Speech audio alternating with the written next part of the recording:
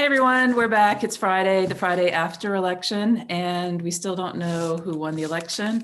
And I have been stress eating chocolate. So, all right, that's how things are going on our end. Anyway, today we're very excited to have something else to focus on, and that is Todd is going to give us an excellent lecture on microbubbles and BBB opening and drug delivery for neuromodulation. So Nick is at the Brigham and Women's Hospital and Harvard Medical School, and he's been working on this topic for a couple of years. I've seen this sort of develop, and I think it's pretty fun topic. So take it away, Nick. Okay, great. Well, thanks so much for the invitation. I appreciate the chance to come and speak, and I hope it's an enjoyable lecture. So my topic falls under the umbrella of neuromodulation, but will be a different approach from what you've heard up to now, in that we're not using ultrasound directly to achieve neuromodulation, but using it indirectly as a way to get drugs into the brain where the drug will do the work. Okay, so this is how the talk will be organized. We're going to do a lot of work to kind of lay the groundwork, and then really only at the very end will we get to the actual examples of how we deliver these neuromodulatory drugs. So I want to start with kind of an overview that I'm sure you'll have seen before, but I want to frame it particularly for our work, and then talk about how ultrasound combines with microbubbles to achieve the effect we want, which is disruption of the blood-brain barrier. And then there's several particulars about what BBB disruption entails that we'll want to go through. And then, because for my application, I primarily use functional MRI as the way of reading out our effects, I'll spend a little bit of time covering that topic and then get into the examples. And in addition to these topics that we'll go through, also some themes to keep in mind that I'm sure have come up in these different lectures when we're dealing with manipulating the brain. So talking about not just neurons, but the neurovascular unit, what it means to think about the brain at different scales, and how can we measure these effects we're looking at, and what trade-offs do those entail, and then both in the effects that we're inducing, differences between local versus global effects, and acute versus chronic. So hopefully these will come through as we proceed through the lecture. Okay, so just a brief background on some of my work to give you some context. I started out at the University of Utah, where I was a grad student in physics, and my focus was on MRI physics, and I actually did work trying to improve MRI temperature measurements, where our primary application was using them to monitor focused ultrasound treatments. And then at the end of my PhD, I moved on to a lab in London where I actually focused on functional MRI for 2 years, which was really interesting for me to, as a physicist, it gave me some exposure to the brain and start to understand that topic a little bit. And I've then since moved back here to Boston at Brigham and Women's Hospital, where I'm kind of combining these two applications. So using focused ultrasound primarily for BBB opening and drug delivery, but then incorporating the MRI aspect as a way to monitor and evaluate what it is that we're doing. Okay, so here's some of the motivation for our work. And this again is an idea of the brain at different levels. We're starting out on the left of the single neuron level. You must have seen this a lot of times. Of course, we know that there's both an electrical component as the signal is traveling down the axon, other neurons, but there's also a chemical component. And that not only happens at synapses, the connection from one neuron to the next, where a neurotransmitter will be released and uptaken, but there's also all kinds of channels along the axon and at the cell body.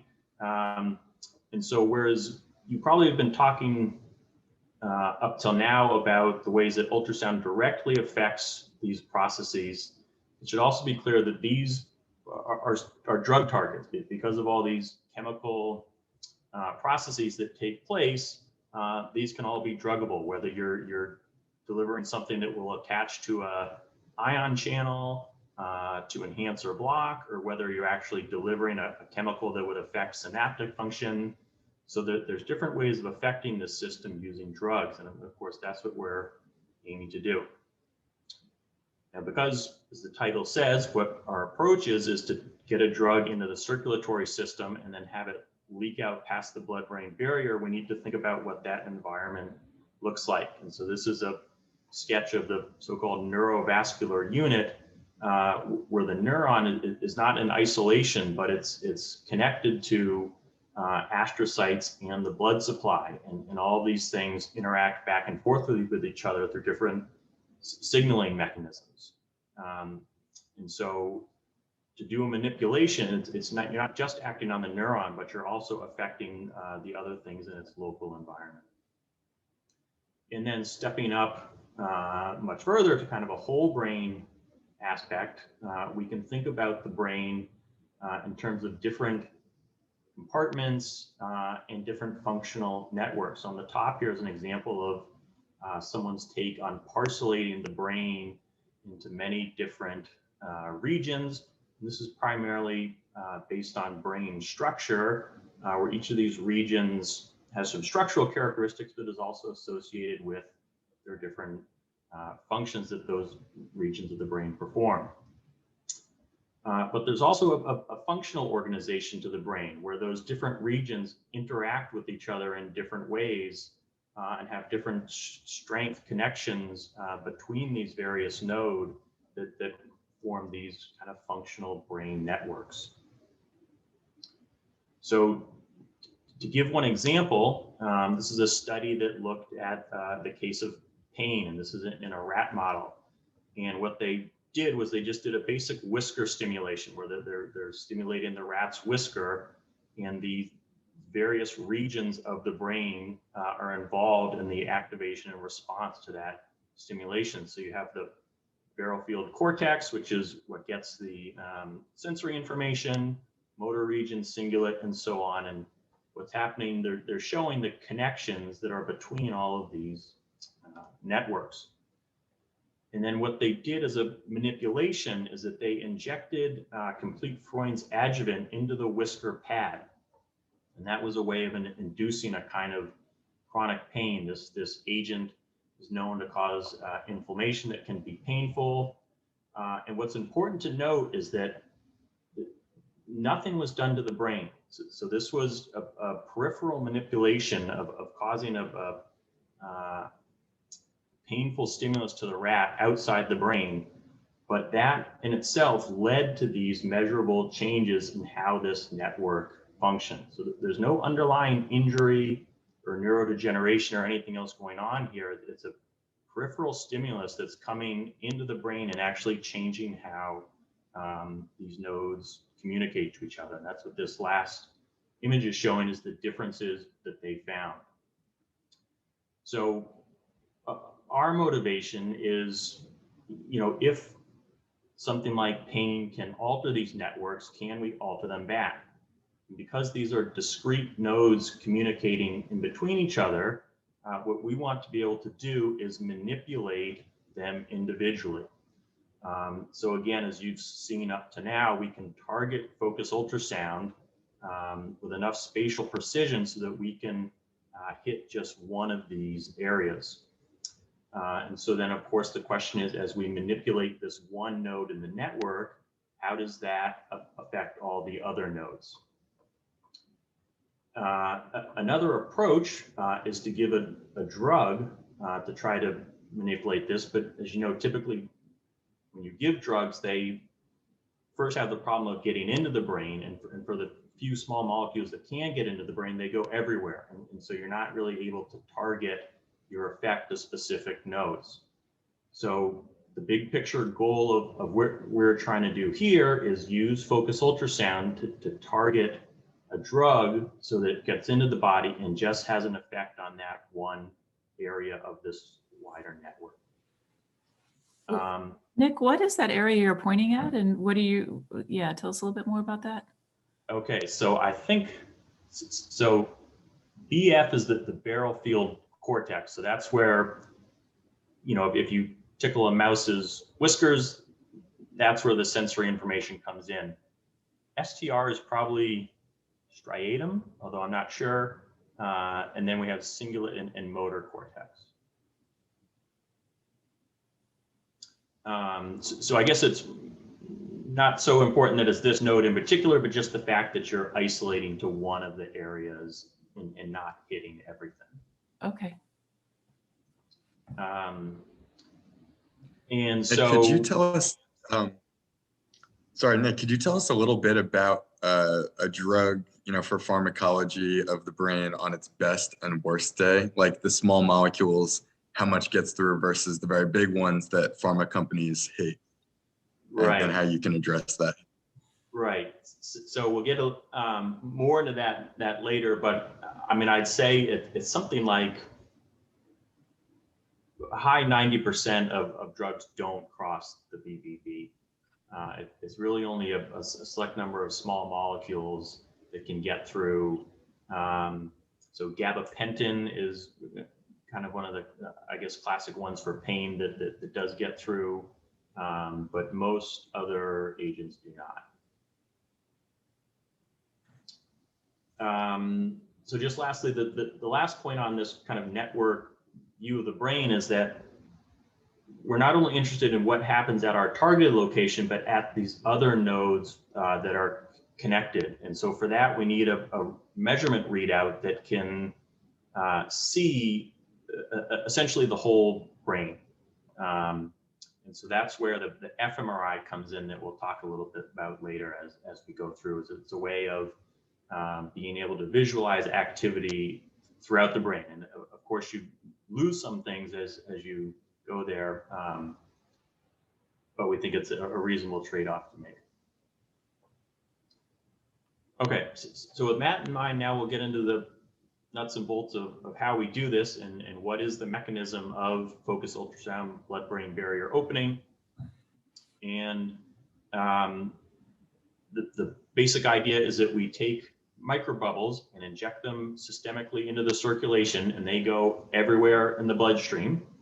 And I'll say just briefly, these microbubbles essentially consist of a shell and some kind of a gas inside. And they're actually first used as an ultrasound contrast agent to improve contrast in ultrasound imaging. And they probably, you inject them in, and if they're quite safe, they get cleared over some minutes. They're small enough to go through capillaries and everywhere else in your bloodstream. And there's sort of a whole field unto themselves of how they are designed and what kind of concentration is necessary and how you can attach drugs to the payload that I won't go into. But the important thing is that because they have this gas inside, they are highly absorbent of ultrasound. So then with the microbubbles circulating everywhere, we target our focused ultrasound somewhere inside the brain. And you can see these are typical ultrasound parameters that we would use. So we do a 10 millisecond burst, repeated every 1 second, and do 120 of those bursts. So over 2 minutes, we're pulsing ultrasound at very low duty cycle. And the pressure level is typically, say, 0.3 megapascal. That's frequency dependent. But the idea is that this is the amount of energy you're dealing is probably on the order of what you might use for neuromodulation, but it's by itself, it's sort of way below the thermal and mechanical damage threshold, but you're interacting with microbubbles. And the primary thing that happens is this ultrasound pressure field causes these microbubbles to undergo cavitation, or a physical oscillation in size. And the kind of cartoon version is that as these bubbles expand and contract, they're putting forces on vessel walls that act to break the tight junctions in between the endothelial cells that make up the wall and disrupt the blood-brain barrier. Here's a kind of a neat picture from this in action. This is a high-speed camera used to actually visualize this process, where you can see the microbubble and undergoing its oscillation in size, and you can tell that it gets essentially as wide or wider than the vessel wall, so you could understand how it would really put some force on those vessel walls. Nick, when you said that the pressure that you use is frequency dependent, what you mean is that you use different pressures for different frequencies. Yes, that's And right. And early on in the class, we talked a little bit about cavitation and how the low frequencies are more effective for cavitation because there's more time in the negative pressure phase for those bubbles to expand. So if there's more time and it's more effective, then you don't need as much pressure in order to have the same effect. That's right. Yeah. And I'll show an example of the different effects you get as a function of those two Okay, parameters. good. Can I jump in with a quick question? Nick, is Yeah. now the time to try to persuade everyone that that's not like a catastrophic event? Because that, amazing as it is that you can open these junctions, like people are often hesitant to think it's safe. Do you go into that later, or do you want to? We do, and that's Okay. a big question that's still being pursued, in my opinion. We do go into it a bit later. Kim and I are on your side, so no defenses up here. We'll have an honest discussion about it. Right. Okay, so this was first done in 2001, actually at our laboratory. This is well before I got here, but they're showing in this paper these little white spots are evidence of BBB disruption in a rabbit brain. And, you know, the goal was to use this for drug delivery, and that was the impetus for the experiment. And so once they demonstrated this was possible, then all these questions came up about, you know, how can we, I call them kind of engineering questions about how can we optimize this process for drug delivery? You know, can we see the opening? How big of a drug can we get through? How long does this remain opening? And to your point, can we do this safely?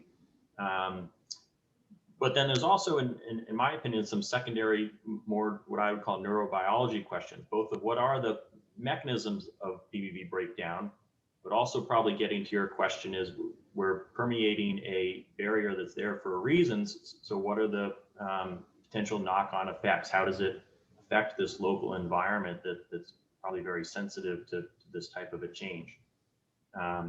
We won't get into so much of that. We'll deal more of the first type of question because our goal is to deliver a drug, and so we want to answer what kinds of drugs can we deliver and can we do it safely.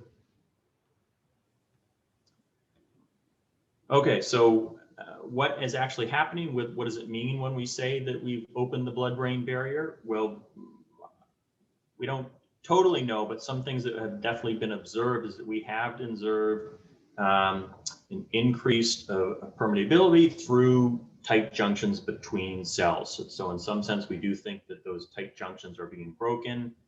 This plot here is showing two different proteins that are involved in that tight junction formation, and they get produced after sonication.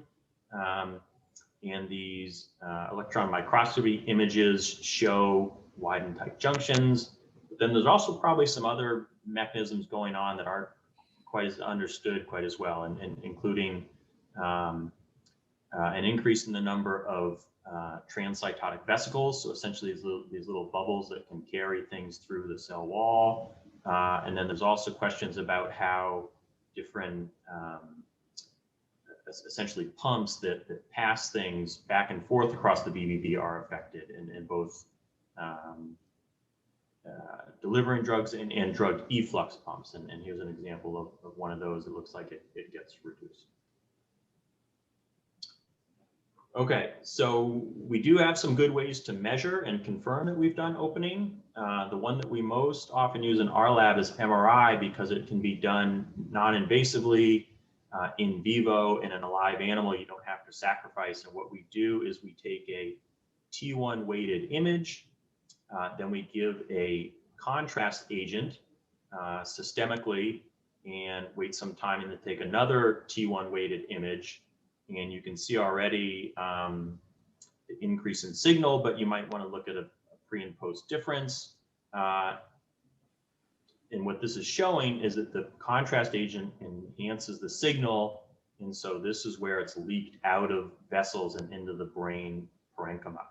But it's important to note that this particular one has a specific molecular weight, in this case of just under a kilodalton. And so how that moves out of the BBB might be different than the drug you're trying to give. So you can confirm BBB opening, but the kinetics of your drug won't necessarily follow what you're seeing on this contrast agent. And then, of course, if you are doing an experiment where you're sacrificing after, you can give all different kinds of dyes that would show up either optically or under fluorescence. So this is an example of 2 sonications targeted to a mouse brain with the dye trypan blue given, and we can see on gross histology by eye, and then slices under fluorescent imaging. Okay, so there certainly is a point where you can cause damage with this approach. So this is showing an example of sonications at increasingly high pressures, starting from essentially no effect on the tissue or on getting any agents through. Then we start to see the agent come through, and as we go up higher, we see more and more damage. So typically the first thing you might see is kind of microhemorrhage or extravasation of red blood cells, where we see some damage around the vessels. And then, of course, if you get too high, you can really cause more widespread damage. Nick, one of the things Nick, to be clear, this is with the bubbles, or? This is all with bubbles, yeah. One of the things we talked about was how to minimize standing waves, especially in the really small cranium in rodents. So it doesn't look as if you have a problem with that. So how did you minimize your standing waves? Right. So to be clear, this isn't our work. This is from another group. But I know that that's an ongoing problem. I think one thing that people do is they try to do very short pulses, but maybe at a little bit higher duty cycle. So instead of filling that 10 millisecond burst with a continuous sonication, you might do very short bursts at some interval over that 10 milliseconds. Mm-hmm. But as far as I know, there's not like an accepted protocol that everyone uses to solve that problem. Nick, quick question about the last slide too. So you mentioned your drug may be a different size, not 50 kilodaltons, and that may change how much gets out or spreads. Right. Do we no longer care about typical things you look at in pharmacology, like lipophilicity or hydrophobicity? Like, is it now purely a matter of size if students are thinking about this problem? Right. I think that's a bit of an open question still. I have to imagine that charge and lipophilicity still matters, but I don't know that anyone's looked at that directly.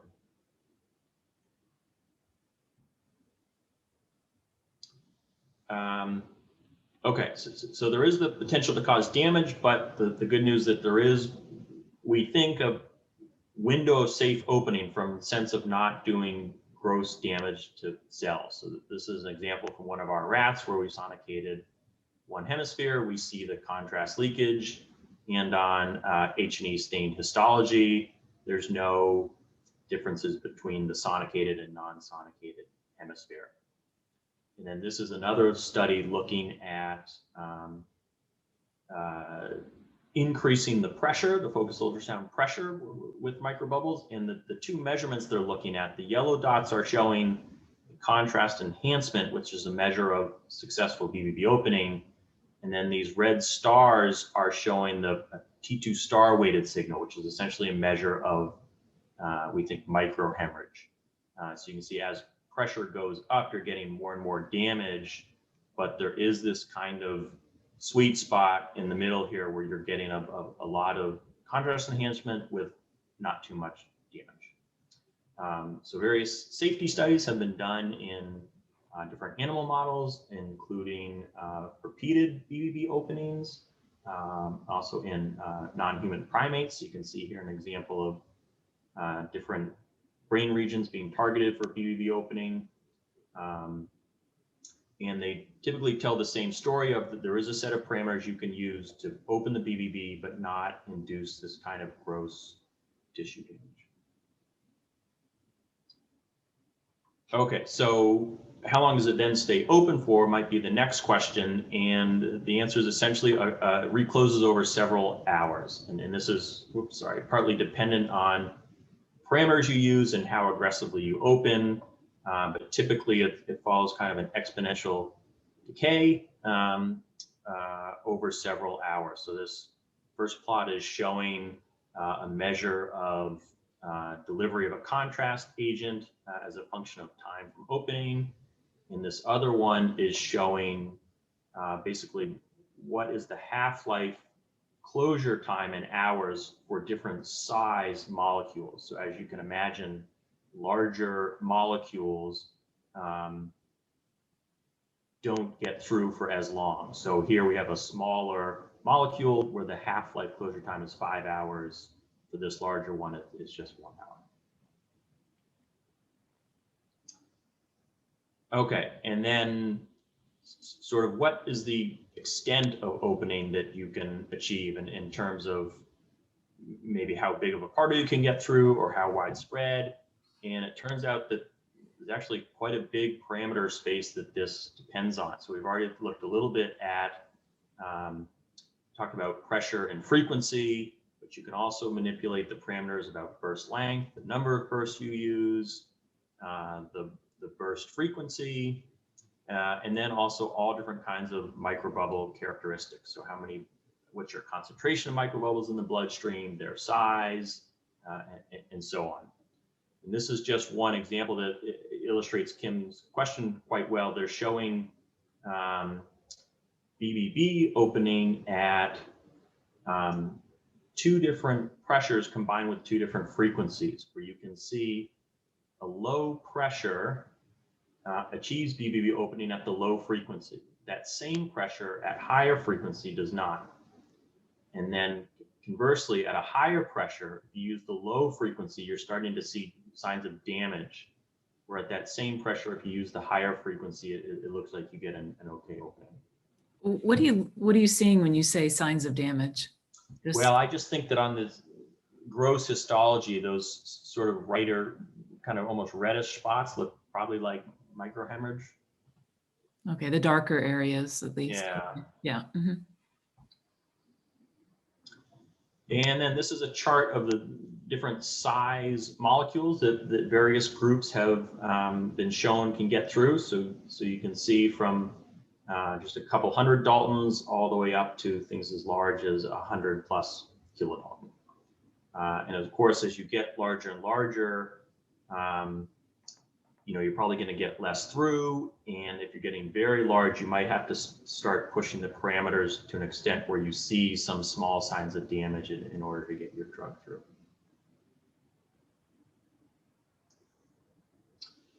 Okay, so again, just a list of all the different kinds of therapeutics that people have been able to deliver, from chemotherapies to neuroprotective agents, viruses for gene therapies. So people are looking at delivering all kinds of things. And kind of exciting development in the last couple of years is that this has made it into clinical trials. These are 2 recent publications on this. So the one on the left is a study done in Alzheimer's disease patients, where they're not actually delivering any drug, they're just opening the BBB. And you can see this intense region where they've done BBB disruption in this patient, and then similar application in tumor patients where they actually, for these patients, they are delivering a chemotherapy. Maybe it's worthwhile just taking a moment here, because you're probably not going to talk about the use of this for Alzheimer's disease anymore, but just basically the idea is opening the BBB will stimulate microglia, and that they will then sort of clean up the some of the problems with Alzheimer's with the plaques. Is there anything else, or is that an adequate summary sort of what the thought is there? Yeah, that's my understanding. I don't know if it's true, but I actually heard that they were doing an experiment delivering a drug, and they had a no drug control arm, but they actually saw, even when they didn't give a drug, they saw an effect of lowering the A beta plaques that are seen in these mouse models. And then so they tried to understand it a little better and realized that as part of BBB disruption, that induced this inflammatory response that activated microglia and helped. The hypothesis is that's what helps clear out these plaques. Yeah.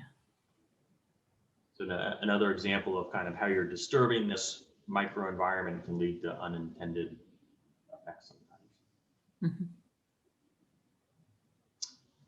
Okay, and then this is just a summary of this is a little outdated, but pretty recent, of the different trials that are underway now using this. So you can see mostly tumor and Alzheimer's disease, other than are just starting to look at a couple other indications.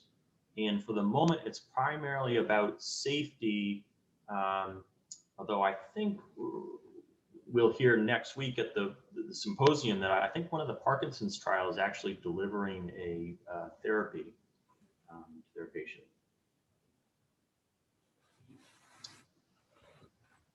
Okay, so that's focused ultrasound BBB disruption. So how we permeate this barrier in order to get our drug in. So then I want to talk a little bit about the measurement that we want to use, which is functional MRI or fMRI, and then that'll set the stage for actually doing the experiment. So again, just bringing up this picture again to make the point that we're looking at a kind of distributed network that we want to understand not only the node we're targeting, how we're changing that, but how those changes affect other activity in the brain. So we need a measurement that covers the whole brain, and also ideally would be non-invasive, so that we can have these animals either performing tasks or looking over multiple treatments, something that we don't have to sacrifice the animals for. But if these are your requirements, then you're going to have to trade off something in your measurement. So in that case, you don't get the spatial resolution or the temporal resolution of more invasive methods, or the temporal resolution, say, of electrophysiology. Okay, so my kind of big picture overview of fMRI, it's a way of measuring brain activity. And what we actually mean by that is you're not measuring neuronal activity directly. So I think of it in three steps. There's what is the physiology, what's the underlying process going on? What is it that you're actually measuring? And then how do you translate that measurement into some kind of an interpretation? So to start in the physiology, we know that a stimulus will lead to activation of neurons in a certain part of the brain, but that's not what we're measuring. We're measuring the secondary effect of that activity initiates a hemodynamic response, where the neurons are calling for more blood flow to that region to support their activity. So when we have a neuronal response, with some lag, we get a hemodynamic response. So that means that more blood is flowing to the region, blood flow increases, the metabolic consumption of oxygen increases, and most important for our measurement is that means the total concentration of deoxygenated hemoglobin goes down. So this is a plot over time. The gray part is when the subject would be being stimulated to cause this neuronal activity, and then these are the time courses of these various hemodynamic responses.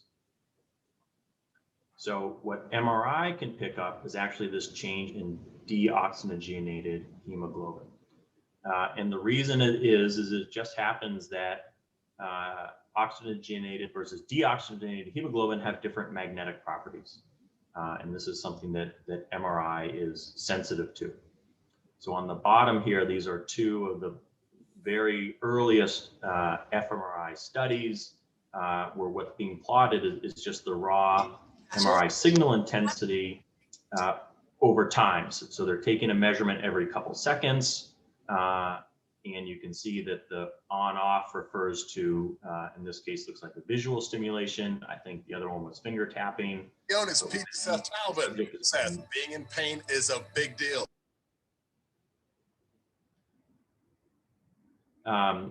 When the subject is being stimulation, the raw MRI signal increases.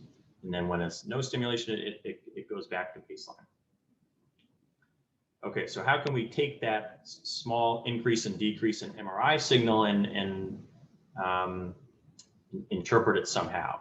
And I won't get too far into the weeds of this, but the idea is that we know the times that our stimulus is on and off. So we can turn our stimulus on, say for 20 seconds here, and then we have a model of how that is going to induce this response. We call it the bold response for blood oxygenated level, what's the D? Dependent signal.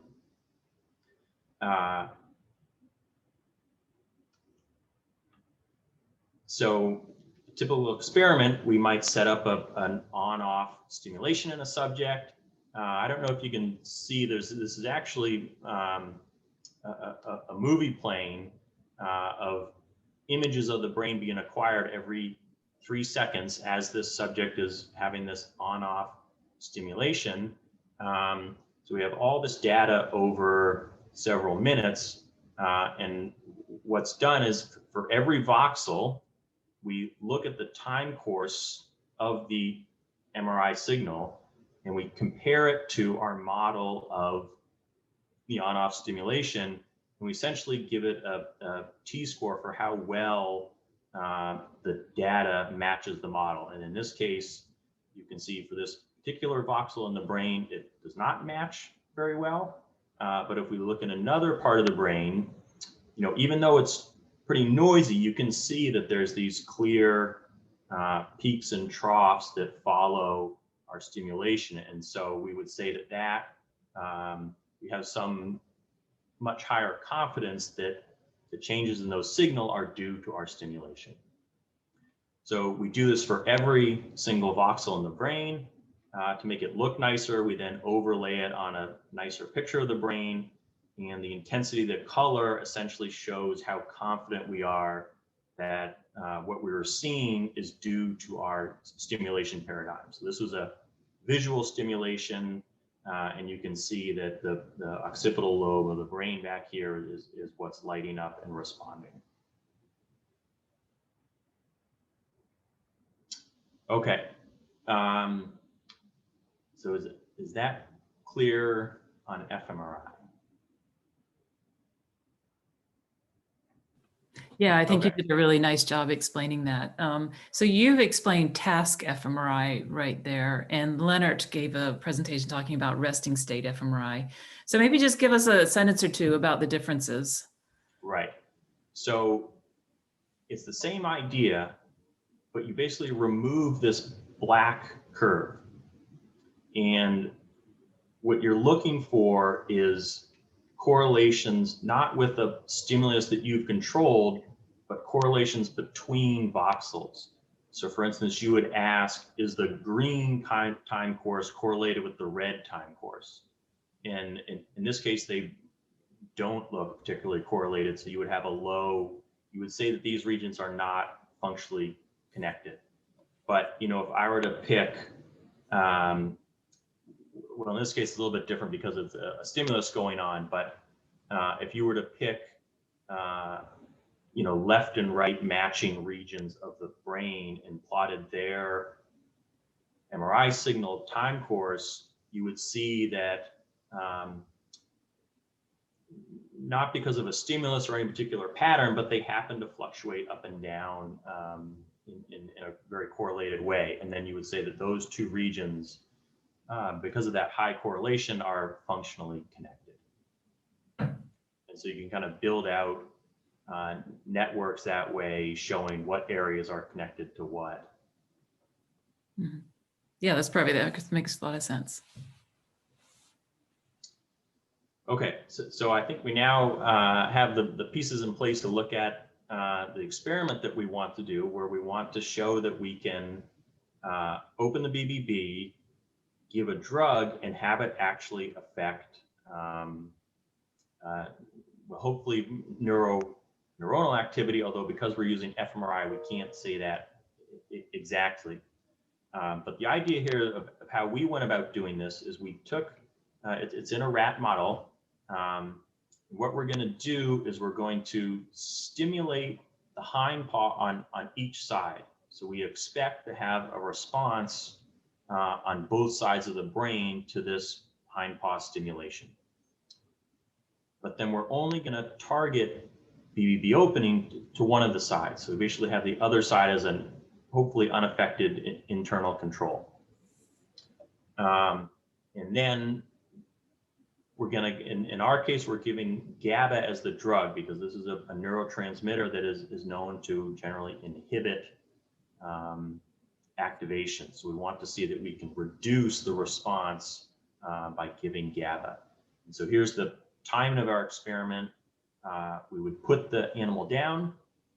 We would either do a actual BBB opening or sham procedure. And then we're going to take our first fMRI run with no drug.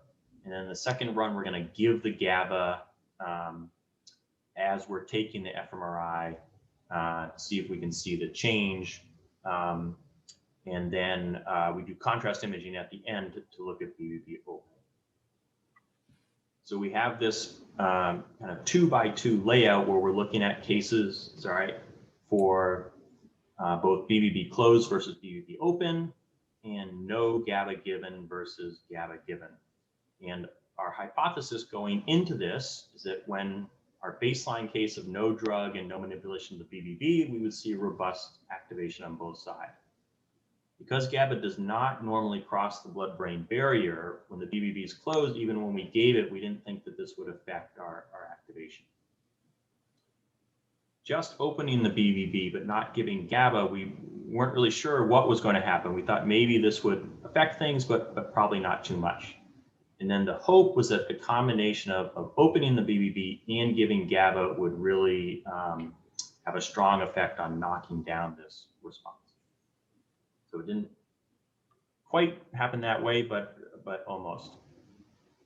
So here's just a look at the BBB disruption that we achieved in the rats that we used for the study. So in each case, we got a slightly different extent of disruption, but in all cases, we were able to confine it to one hemisphere and target pretty well the area, the somatosensory cortex, where we know that our activation response is going to be.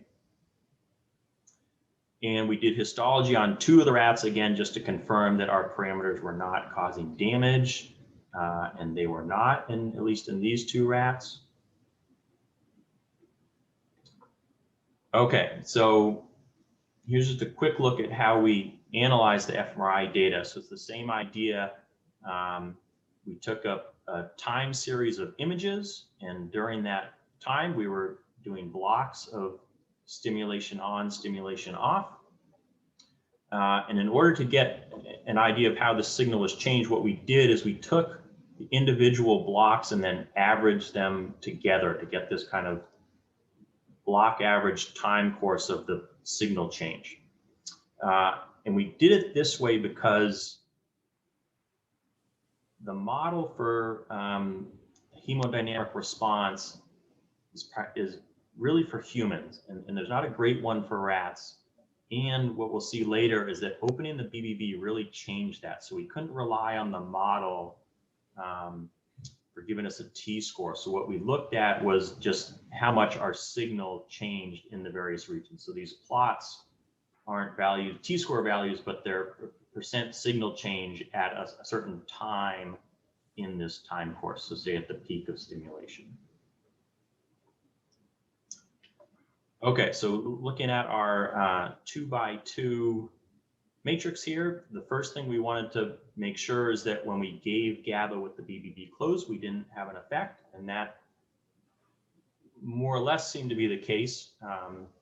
So the two metrics we're looking at, these are plots of that signal in this region over time for the right versus the left somatosensory cortex. And we're comparing black is the no GABA case, red is the GABA case. You could either compare, right versus left, or the no GABA versus GABA. But for both comparisons, we didn't see a significant change, although there is a bit of a systematic decrease in the GABA case. The other metric we looked at below is we took a defined anatomical area and asked how many voxels within that area were activated. So again, another measure of kind of the extent of the response to the stimulation. And here again, we didn't see any differences. But a bit of the surprise was when we looked at the no GABA case, but where we were opening the BBB. So this is just opening no drug. We saw quite a big difference. So this is showing in this right targeted region, black is that baseline BBB closed case, and red is open but no drug. And you see how different the response was. Whereas the non-targeted left side was still unaffected. So we weren't really expecting that much of a difference. But then we wanted to see, even on top of that, when we gave GABA, do we see a further kind of suppression of the signal? And we did, although it's not as large as the effect due to just BBB opening. So if you compare the BBB opening cases, no GABA to GABA, you can see there is a bit of a reduction on that targeted side, and the plots seem to bear it out, but it's not a huge effect compared to just BBB opening alone. So here again is that summary of the four conditions. BBB closed on the top, no GABA, GABA, and this is now looking at within the conditions the two the left versus right hemispheres, and again it's this bottom case when we open the BBB we see quite a difference. Wait, Nick, you transposed your 2x2s here because you did have closed be the left column, but now you have closed did I? the upper row. So let's see. Oh, yeah, you're right. You're right. Sorry, I did flip them. Okay, that's fine. I just wanted to make sure that was Sorry. The students. Yeah. So one thing that comes to mind here is, and I didn't look close enough at your waveform, is the auditory confound, which the students have learned a lot about. And Zhurhai in an earlier lecture showed that if an animal is hearing a tone, that its visual system may be firing less in response to a visual stimulus. So could that be playing a role here? Or Yeah, so it's it's not, because this is taken well after the ultrasound is applied. So we do the ultrasound to open the BBB, and then these rats it's about an hour later that we get them into the fMRI. So okay. the drug is on board, but there's no ultrasound involvement at this point. Do you have any, are we getting the full theories today on why this is happening, or just left to our own devices here? Yeah, so I have to say that we chose to follow this, and it distracted us a little bit from the initial goal of giving drugs to modulate, and we did some follow-up experiments to try to understand this a little better and see what's going on. I have slides on it after, but it wasn't the main focus of the talk here, but I mean, I think this falls into the category of you are disrupting a necessary protective barrier, and there's all kinds of knock-on effects from that that aren't really fully understood. And so even if it's safe in the sense of not causing acute tissue damage, there's probably other processes going on. And this is, you know, similar to the activation of microglia. This is another one where we seem to be having some kind of an effect. We don't know if it's that we're suppressing neuronal function, and that's what's leading to the reduced hemodynamic response, or if we're somehow affecting the signaling from neurons to vessels, or if we're affecting the vessel's ability to respond. I keep bringing this up in every lecture, and I hate to bring it up again, but maybe something with hormones hormones are pretty small, I think, typically, but hormones that shouldn't get through, that just are, that have some sort of analgesic effect. Is this a painful thing, Nick, when you shock the feet, or So is it more of a just touch sensory kind of thing? Yeah, we're pretty sure it's below kind of a pain threshold. Yeah, that's interesting. That's not one that we've thought about, but I think it's certainly possible. Very cool, nevertheless. Really interesting finding. So excited to We're see actually more on that. we're going to follow up. What we're trying to do is hope is actually do some optical imaging and see if we can get some information that way, and use these cool new fluorescent reporter techniques where they can actually, you know, see neuronal firing from fluorescence, and so that we can measure not only blood flow changes but also potential neuronal activity changes. Mhm. So I'd say that that's because we got kind of sidetracked by this effect. That's where our work to date on giving drugs has ended. And I would kind of close the lecture by saying that, you know, as with all these, we think there's a huge amount to study, and I've split it out into how we think about it of different things that we can look at. So first, choosing a kind of particular system or disease to look at. So you could look at manipulating the visual system, the sensory system, or different diseases. Of, you know, chronic pain is an interest of ours, or I'm sure other people have talked about applications for epilepsy. You know, all different ways that you could get a drug into a targeted region to affect this somehow.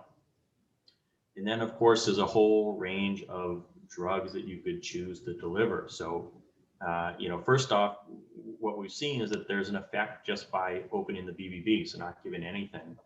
But then if you're talking about different drugs, you can, you know, maybe broadly think about drugs that are inhibitory.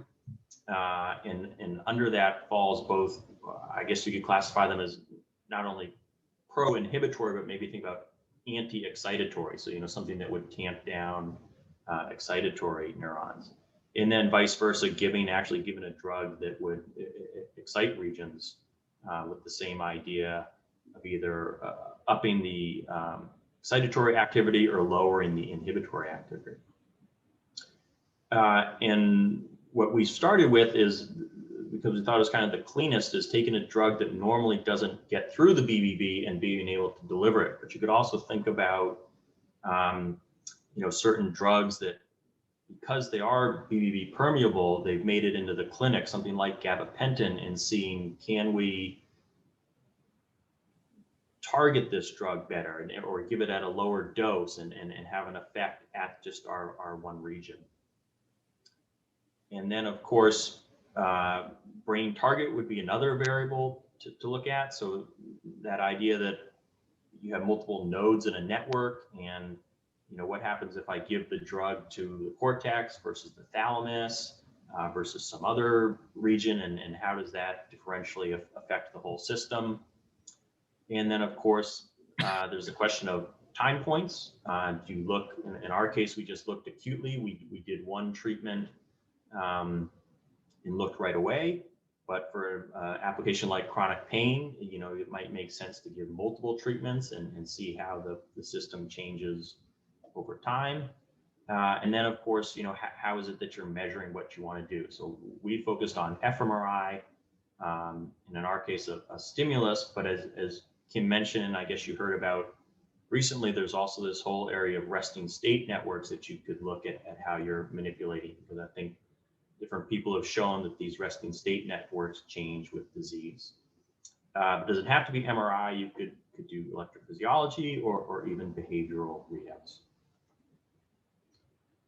So that's all I have for slides.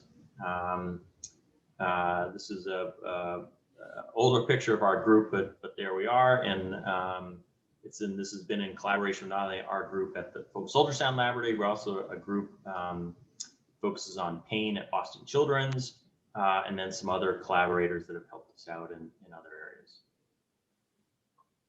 Yeah, thanks so much, Nick. That's so interesting. If you have the time, I think we'd really like to see your extra slides as to why you see less bold response. Sure, sure. Okay, so let me see what I have. Well, I'll kind of go through them, and so this is,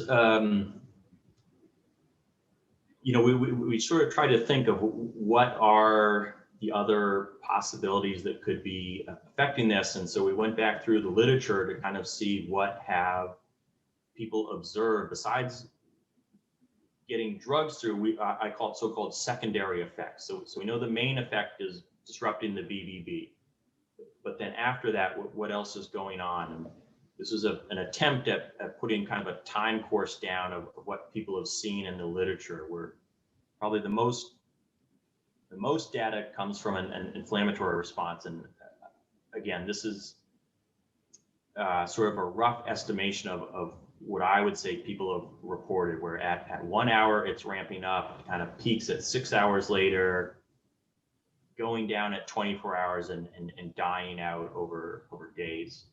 Then people are also seeing other secondary effects, such as changes in blood flow regulation. So another group besides us have reported changes in fMRI.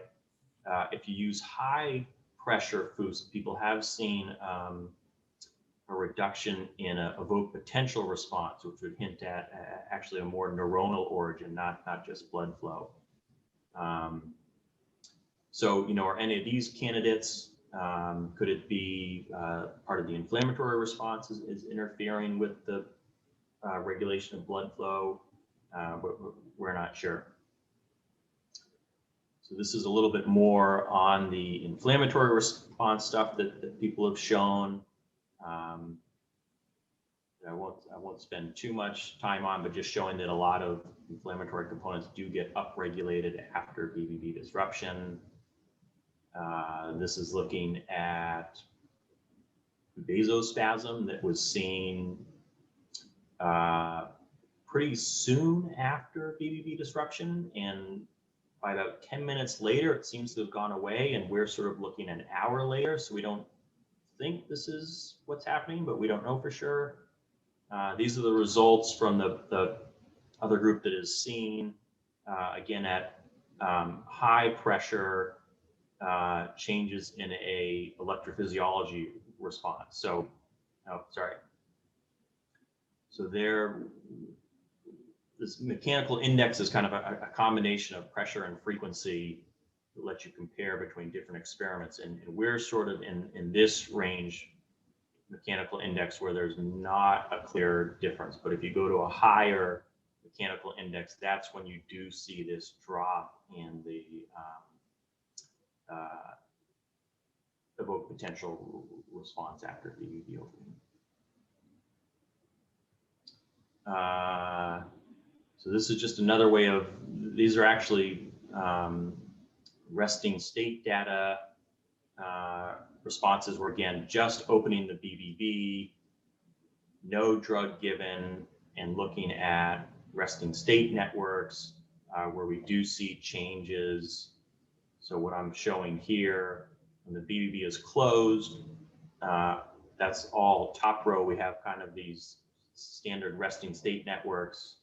when the BBB is open, we see a change in the connectivity between the two hemispheres.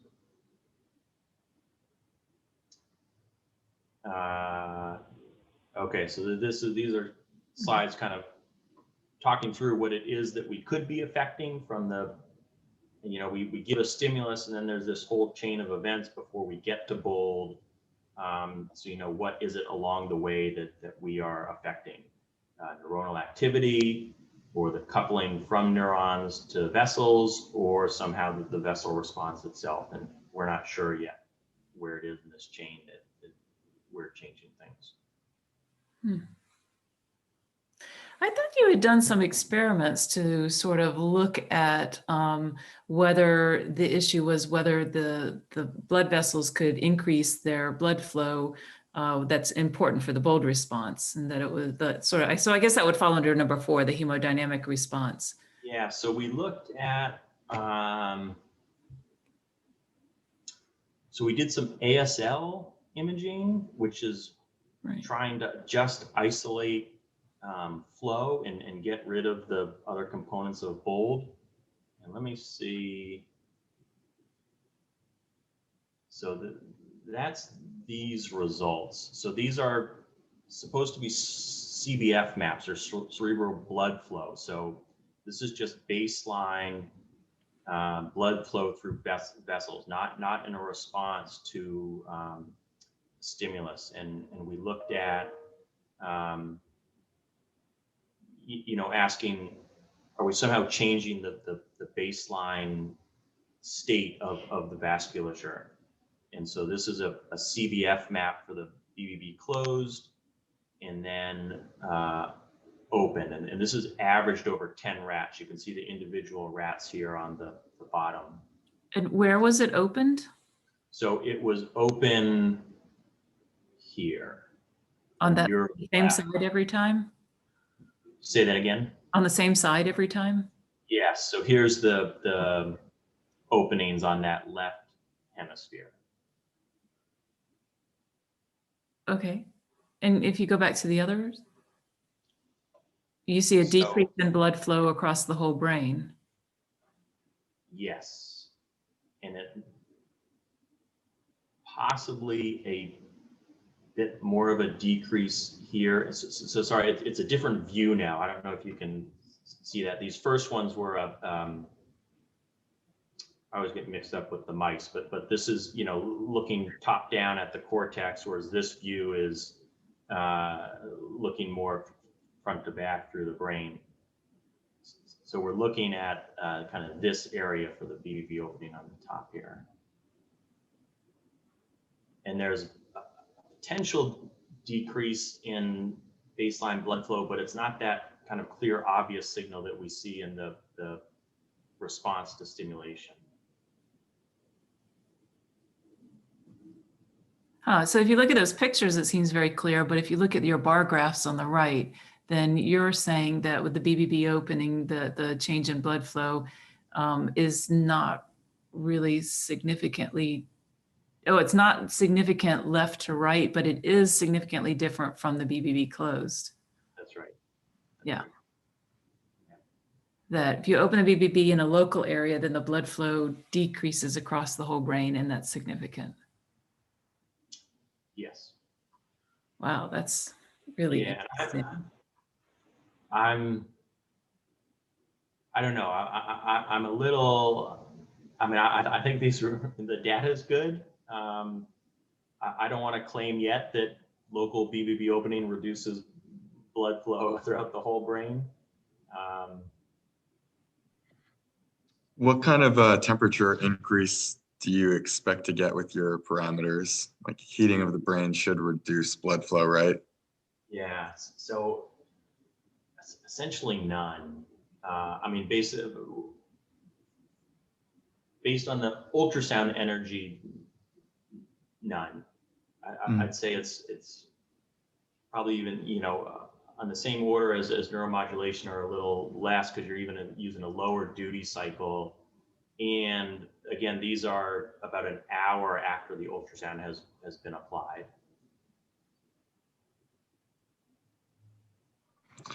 When you're well, I guess God, I have so many questions on this. You haven't looked at other cell types yet, so we don't know for sure if all of them would respond in that way, but let's expect that they do. Let's say you're sitting in the crowd of a talk where one of these clinical trials is happening, and you brought this up. Do they know about this? Like, is that a huge problem for them? Should they all be doing inflammatory type studies instead of drug studies? You don't have to answer this, by the way, Nick, but obviously it's something you think about a lot, right? Yeah, I think, so my take is that I think as they're doing them in those few papers that were reported, where they're opening over a relatively small volume, they're only doing 1 to kind of maybe as much as up to 5 treatments spaced over 2 weeks, that those parameters are probably safe, especially, you know, obviously when you're talking about brain tumor patients, for sure. When you start talking about Alzheimer's disease, that's maybe a little bit more iffy, the cost benefit trade-off. But as this field moves towards delivering more and more things, maybe larger things, delivering over a larger volume that you have to disrupt, more repeats, I think all these questions about inflammatory response and repeatedly breaking down the BBB are going to become important to understand better. And I don't think the field yet has a good handle on them. Sorry, so yeah, you're reminding me, most of the clinical trials now are with trying to kill the tissue, which you clearly don't do. So those are probably okay.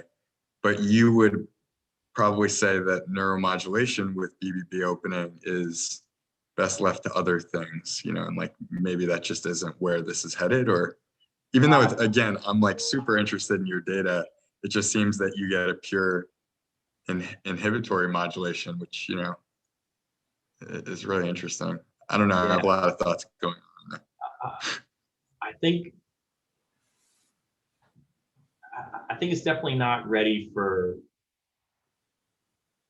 patients unless you had the kind of application where it was like a chronic pain patient who really needs something, all other treatments have failed, and you can show that, say, with 5 targeted treatments, I can give you some relief.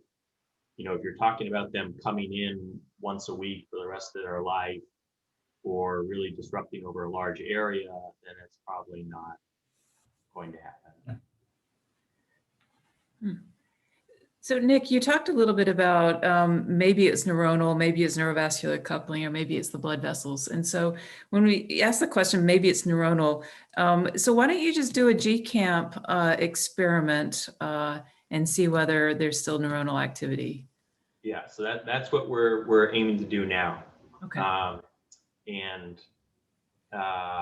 So the big picture of that study that we luckily just got a grant on R21 funded on was the experiment is going to be do BBB opening, do optical imaging of the, you know, a kind of GCamp type experiment, and then sacrifice and look at the inflammatory markers and try to match up extent of BBB opening, level of neuronal and blood flow disruption, and then inflammatory profile, and see if we can figure things out there. I kind of thought that the optical imaging was just something that could be done, but it's, with all these things I'm learning, it's maybe a little more complicated. And, you know, when they put in these windows, they're worried that that itself is going to create an inflammatory response. But hopefully that'll go forward. Yeah. And so are there any subtleties to opening the BBB when you've put in the window for the optical imaging? I assume you do that first. You do the window first, and then we haven't done it yet. Yeah. So this is just starting up. But I think we'd implant it and then wait a couple of weeks for the surgery to heal, and then do the experiment. All right, this is super interesting. I guess at some point we're going to have to call our questions to an end. Do you have any last questions, Keith? I'm good. Maybe I'll ask some during Nick's revisiting the class next week. Or is it this week? Or is it today? No, he's It's next week. Yeah. Yeah, so tell me, I should be on. Hang on just a minute. We're just going to turn off the video.